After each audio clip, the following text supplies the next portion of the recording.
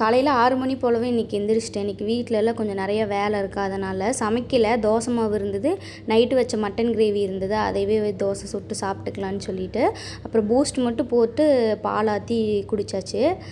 நிறைய பேர் எனக்கு பாசிட்டிவாக கமெண்ட் போட்டிங்கனாலும், வீடியோலாம் நல்லாயிருக்கு சிஸ்டர், இந்த மாதிரியே வீடியோ போடுங்கன்னு நிறைய பேர் பாசிட்டிவாக பேசுகிறீங்க.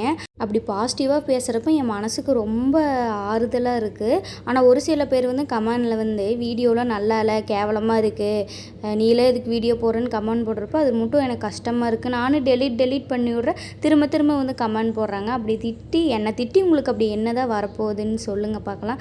அப்புறம் தம்பி பாப்பா பேர் நேம் கேட்டிருந்தீங்க. தம்பி பேர் திகழாளன், பாப்பா பேர் இனியாள். நல்லா இருக்கான்னு சொல்லுங்கள். அப்புறம் தம்பி கொண்டு போய் ஸ்கூல் கிளப்பி ஸ்கூலில் விட்டுட்டு வந்துட்டு பாப்பாவே தூங்க வச்சுட்டு துணி காலையிலேயே துவைச்சி வச்சுட்டேன். தண்ணி வடிஞ்சதுக்கப்புறம் எல்லா துணியும் எடுத்து சூப்பராக காய போட்டாச்சு. இனி வீட்டிலலாம் கொஞ்சம் கூட்டி பெருக்கிற வேலை இருக்குது, அந்த வேலைலாம் முடிக்கணும் பாப்பா தூங்குறதுக்குள்ளேயே.